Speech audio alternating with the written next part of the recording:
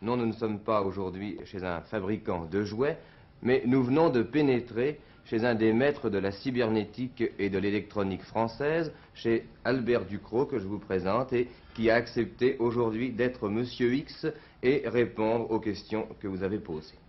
La première question est posée par Guy Louveau de Paris, qui voudrait faire un peu d'étymologie et qui voudrait savoir ce qui se cache exactement derrière le mot cybernétique. Eh bien, il ne se cache absolument rien de mystérieux. Le mot cybernétique vient du verbe grec kubernan, qui veut dire gouverner. Et si je pouvais vous définir la cybernétique de façon simple, je dirais tout simplement, c'est la science qui consiste à gouverner, mais ce terme n'étant pas pris dans le sens politique. Gouverner, en effet, a un sens beaucoup plus général. On gouverne une voiture, on gouverne un bateau quand on le pilote, par exemple. On gouverne une machine quand on la conduit judicieusement. On se gouverne soi-même, n'est-ce pas? Gouverner, c'est faire en sorte qu'un système, au lieu d'être abandonné à lui-même, soit justement orienté vers un but. Et l'intérêt, c'est de considérer que maintenant, on sait faire des machines qui sont capables elles-mêmes de se gouverner, si j'ose dire. Autrefois, une machine, c'était simplement un instrument où vous aviez mis de l'énergie et qui agissait de façon aveugle. Les machines modernes, au contraire, elles peuvent être dotées d'organes d'essence, elles peuvent recueillir des informations, corriger leur action, bref, elles peuvent se gouverner. Et c'est pour ça que la science qui étudie les dispositifs permettant telles actions, on lui donne le nom de cybernétique. Le mot lui-même, d'ailleurs, je vous disais qu'il vient du grec, il n'est pas nouveau en lui-même. Platon l'employait par exemple. Lorsque vous lisez Gorgias, lorsque vous lisez le Politique, vous trouvez à plusieurs reprises le mot kubernétité pour désigner l'art de gouverner. Autrement dit, nous avons transposé à des techniques nouvelles une idée excessivement profonde, excessivement ancienne, tout simplement. Et une de ces techniques, c'est précisément l'électronique. Seconde définition, Monsieur Ducrot. Eh bien, la cybernétique utilise effectivement l'électronique. L'électronique, pour vous la définir par rapport à l'électricité, je vous dirais ceci. L'électricité, c'est l'utilisation du courant électrique pour faire de l'énergie. Par exemple, pour s'éclairer, pour se chauffer, pour faire tourner un moteur. Quand vous branchez un fer à repasser, par exemple, vous faites appel à l'électricité. Au contraire, l'électronique, c'est l'utilisation de l'électricité, non pas pour l'énergie, mais pour les signaux qui peuvent être transportés par voie électrique. Exemple, le téléphone, d'une certaine manière, est une première application de l'électronique. Quand je suis arrivé dans votre laboratoire, Monsieur Ducrot, j'ai été un peu surpris. C'est ici un des temples de la science future. Et on y rencontre des petits objets qui ressemblent un peu à des jouets. Et pourtant, derrière ce laboratoire qui pourrait être considéré par quelqu'un de mal intentionné ou de mal informé comme un laboratoire de petits physiciens amateurs, il y a de grandes réalisations, de très grandes réalisations. Et c'est ma deuxième question posée par Brigitte Lanier à Mantes, qui voudrait savoir ce que la science, ce que l'industrie moderne doivent à l'électronique. Eh bien, tout d'abord, l'électronique, la cybernétique, permettent un travail de qualité très amélioré. Exemple maintenant, on construit certaines usines où les machines-outils sont justement couplées à des calculatrices électroniques, ce qui permet d'atteindre une précision du quart de centième de millimètre dans l'usinage des pièces. Ainsi, on peut avoir des moteurs d'automobile, des moteurs d'avion de qualité considérablement accrue. Et puisque je vous parle de calculatrices électroniques, vous avez là tout un immense domaine d'application dans le travail du bureau, dans le travail de défrichage des statistiques, d'analyse. Vous savez que maintenant, par exemple, les quittances du gaz, les quittances d'électricité, un certain nombre de bons de comptabilité dans la plupart des entreprises, les effets des banques, tout cela est comptabilisé sur des cartes perforées. Ces cartes perforées, c'est tout simplement une technique très simple, consistant à faire en sorte que des trous placés sur une petite plaque de carton, judicieusement disposée, soient capables de représenter des chiffres correspondant à des données différentes. Et ces plaques de carton peuvent être ensuite manipulées par des appareils qui font les éditions, qui sont capables de faire tous les triages, tous les classements. Ainsi là, vous avez évidemment un soulagement énorme, en même temps que la possibilité d'interpréter un certain nombre de données qui hier était totalement impossible de la part de l'homme. Vous avez là ainsi matière à une révolution scientifique absolument considérable et qui déborde tous les domaines. Sur le plan de l'usine du travail proprement dit, la cybernétique a des répercussions plus immédiates, plus humaines, si j'ose dire. La première étant d'éviter à l'homme des travaux dangereux, des travaux néfastes.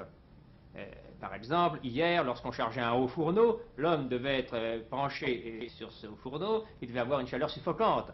Au contraire, maintenant, vous pouvez faire en sorte que des cellules soient installées à l'intérieur du haut fourneau, qui mesurent par conséquent la température. Le travail est fait à distance. Et d'une manière générale, dès l'instant où il y a un travail pénible, l'homme peut être à 10 mètres, 20 mètres, 100 mètres, il peut surveiller le travail par télévision et justement commander à des robots de faire ce travail à sa place.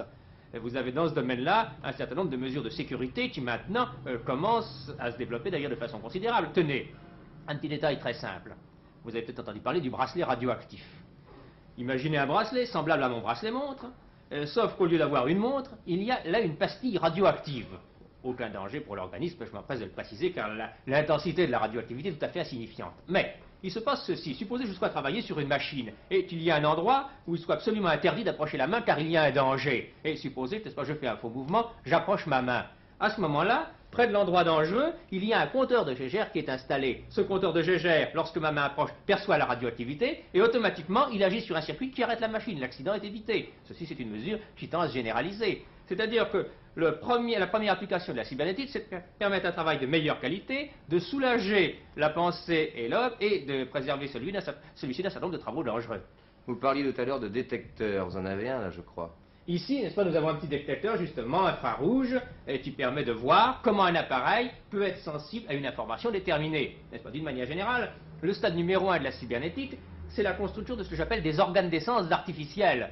Non pas des appareils comme notre œil ou notre oreille, pas du tout. La nature est beaucoup trop perfectionnée, il n'est pas du tout question de chercher à l'imiter. Ce que j'appelle des organes d'essence, ce sont des capteurs, comme cet appareil, qui sont prévus pour recueillir une information déterminée. Vous avez ainsi un appareil qui voit la radioactivité, un appareil qui voit la chaleur, qui voit la pression, qui voit une longueur, et qui, en fonction de ce qu'il perçoit, est capable de commander en conséquence différentes manœuvres. Par exemple, ici, voilà un appareil qui est capable de voir la chaleur. Vous avez un organe d'essence, c'est ce petit cylindre que l'on aperçoit ici, et lorsqu'on approchera une source de chaleur, on peut faire en sorte que l'appareil réponde, c'est-à-dire qu'il commande une action qui soit capable de provoquer un travail mécanique quelconque. Tenez, pour faire l'expérience, nous n'avons qu'à approcher une source de chaleur quelconque, tout simplement par exemple une cigarette. Tenez, monsieur Dorda, merci. Alors, je m'en vais approcher cette source de chaleur ici de l'appareil. Je m'en vais l'approcher lentement. Lorsqu'elle est dans l'axe, voilà, l'alarme a été donnée. Je veux dire que vous avez une lampe qui s'est allumée. Une lampe qui s'est allumée, qui restera allumée pendant un certain temps pour commander une action mécanique quelconque. Voilà un travail possible. Et d'une manière générale, vous pouvez avoir une discrimination aussi vaste que vous voulez. Tenez, ici, n'est-ce pas, vous avez à côté de vous un petit appareil dans lequel vous voyez des petits cylindres bizarres, des bouts de fil, etc. Ces petits cylindres, ce sont des transistors. C'est-à-dire des appareils qui remplacent un peu les tubes électroniques, mais sous un volume bien moindre et avec une consommation très faible. Alors avec de tels dispositifs, vous pouvez par derrière des organes d'essence mettre de véritables petits cerveaux qui seront capables de commander judicieusement une action, par exemple, de ne pas commander toujours un travail déterminé, de le commander en fonction d'autres informations, en fonction éventuellement de souvenirs qui auront été enregistrés dans des mémoires. Monsieur Ducrot, vous savez éteindre la lampe? Pour éteindre la lampe, vous désamorcez l'appareil, tout simplement. Merci. Et cet autre appareil, monsieur Ducrot, c'est aussi un détecteur? Cet appareil, c'est effectivement un détecteur d'objets. La partie principale de ce détecteur, c'est cette plaque que vous apercevez ici. Et la particularité d'un tel appareil, c'est dès l'instant où vous approcherez votre main, vous êtes capable de donner l'alarme. Vous voyez, n'est-ce pas, cette ampoule s'allume, vous pouvez avoir l'allumage d'une ampoule, vous pouvez entendre une sonnerie, vous pouvez déclencher une alarme absolument quelconque. Cet appareil-là, n'est-ce pas, fonctionne si vous approchez votre main par devant, par derrière, même si vous aviez des gants, n'est-ce pas. Vous avez ici un corps qui sent les objets, si j'ose dire. C'est un antivol. C'est un antivol, effectivement. Et comment ça marche? Comment cela marche? Eh bien, dites-vous de façon simplifiée que ceci est un condensateur, et dès l'instant où vous approchez votre main, vous changez sa charge. Et vous avez un appareil sensible qui, justement, est capable d'apprécier cette variation. Comme exemple d'antivol, eh bien, imaginez par exemple que j'ai ici une clé ou un bijou, quelque chose de précieux, je puis ainsi le déposer de façon tout à fait innocente, et dès l'instant où une main s'approchera, eh bien, automatiquement, l'alarme sera donnée. Mais supposons que vous soyez à plusieurs mètres de votre appareil, et que vous approchiez une canne à pêche, par exemple, du disque. Qu'est-ce qui se passerait? Eh bien, si vous approchez la plupart des corps, l'alarme est donnée exactement de la même manière. Vous pouvez vous amuser, n'est-ce pas, à approcher une boîte de cigarettes, à approcher un objet absolument quelconque, sauf si vous aviez un corps parfaitement isolant. Si vous aviez un corps, mais non pas du bois ou un corps moyennement isolant, des corps très bons isolants comme du verre ou de l'ébonite, à ce moment-là, vous ne donneriez pas l'alarme. Les robots, il y a toujours moyen de les prendre en défaut, d'ailleurs. Eh bien, vous allez pouvoir répondre très facilement à cette nouvelle question qui nous est posée par Monique Brossard de Melun, qui nous écrivait « Voulez-vous demander à M. Ducrot s'il est possible de construire des robots ?» Les robots, c'est un peu votre violon d'Ingres. Eh bien, des robots, effectivement, c'est quelque chose d'excessivement vaste. Ce que je vous ai présenté, ce sont des organes d'essence. Je vous ai parlé de robots industriels. Vous avez une catégorie de robots, n'est-ce pas, qui intéresse assez facilement le public. Ce sont des robots d'études, des animaux électroniques, des véhicules télécommandés, des robots où on essaye de reproduire certaines fonctions, où on essaye d'avoir une mémoire artificielle. Et là, vous avez quelque chose d'assez spectaculaire, ce qui peut être évidemment assez intéressant. Le premier-né de votre série de robots était le renard électronique. C'était le renard électronique. Il est toujours en vie? Il est toujours en vie, il se porte fort bien. On peut le voir? Mais certainement. Alors voici ce renard électronique qui maintenant est un vieil animal puisqu'il a plus de 4 années et pendant cette période d'ailleurs il n'a eu aucune maladie. Ce renard, nous le connaissons bien, c'est un appareil qui est doté d'organes d'essence. Parmi ses principaux organes d'essence se trouvent par exemple à l'avant des cellules photoélectriques. Cet animal, pour le réveiller, il suffit de lui donner une petite impulsion. Vous voyez, la lumière l'attire, effectivement. Cet animal a ce qu'on pourrait appeler un tropisme positif pour la lumière. Actuellement, vous le voyez maintenant qui est attiré vers une lumière que nous avons dans le fond de la pièce. Je m'en vais mettre un obstacle devant lui pour l'empêcher d'avancer. Il s'arrête, recule, change légèrement de direction. Et vous le voyez qui refait le même manège, juste à ce qu'il soit passé à côté. L'animal a évité l'obstacle. C'est le robot le plus compliqué qu'on ait jamais conçu, celui-là. Vous le voyez maintenant qui recherche dans une autre direction. Dès l'instant où il reverra une source de lumière, il se mettra à avancer. C'est un animal assez compliqué, effectivement, car vous le laissez ainsi en mouvement, vous observez ses réflexes pendant un certain temps, il vous donne l'impression d'une autonomie qui évoque véritablement celle de l'animal, et c'est d'ailleurs un des intérêts de la cybernétique que de nous avoir permis de telles comparaisons entre l'étude des animaux et celle des études des animaux artificiels et celle des animaux véritables. Vous voyez, n'est-ce pas, vous le laissez ainsi pendant évoluer en admirant ses mouvements. Ce renard électronique, n'est-ce pas, au point de vue construction, il n'y a rien de secret, si j'ose dire, dans un tel appareil. Et combien de points de soudure dans cet appareil? Oh, là, vous avez une complexité assez grande au point de vue câblage. Cet appareil-là, si vous vouliez le reconstruire actuellement, eh bien, je vous avoue que j'en serais moi-même assez embarrassé. Il n'y a pas de plan pour le reconstruire. Il n'y a pas de plan. Ce qui est amusant, c'est que j'ai construit au départ un animal. Et cet animal, je l'ai un peu modifié, amendé. Il s'est modifié lui-même en fonction de ses observations. Et là, vous avez un vieil animal qui est tributaire d'une assez lourde expérience. C'est un robot qui se guide lui-même, qui a une autonomie, n'est-ce pas? L'intérêt de ces appareils-là, c'est qu'ils ont une certaine vie personnelle, si j'ose exprimer ce mot-là, alors que souvent, dans un certain nombre d'appareils, vous vous contentez de mettre un programme, ou bien alors vous vous contentez de commander à distance, et à ce moment-là, vous n'avez plus le robot. Comme les voitures radioguidées que vous avez conçues également. La question de la voiture radioguidée est en elle-même aussi intéressante, mais alors justement, dans un tel appareil, vous n'avez plus cette autonomie. Oui. Vous guidez l'appareil à distance, tenez, cette voiture, je la pose, je l'amorce, je la commanderai au moyen de ce bouton-là, tout simplement. Par exemple, ici, je m'en vais m'amuser à partir devant moi. La voiture avance, je m'arrête, je braque les roues, et je repars en arrière vers vous.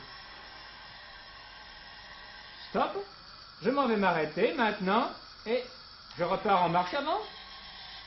Stop. Maintenant, à nouveau, une petite marche arrière. Une petite marche arrière, je m'en vais par exemple braquer par ici, vers vous, et puis je m'en vais aller en avant vers le renard.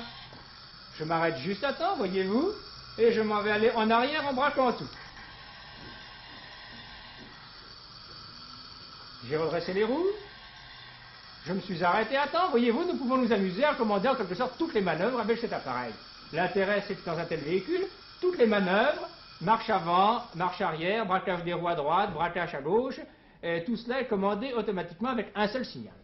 En regardant votre machine, en regardant cette voiture qui ressemble un peu à un jouet compliqué et peut-être coûteux, je ne peux m'empêcher de penser à la voiture qui arrivera finalement un jour sur la Lune, qui sortira du corps de la fusée, qui arrivera bientôt sur la Lune. Vous en savez quelque chose puisque vous revenez du RSS, vous avez fait un voyage d'études, et je voudrais savoir si la voiture qui arrivera sur la Lune ressemblera en tout point à celle-ci, et quelles sont au moins les différences.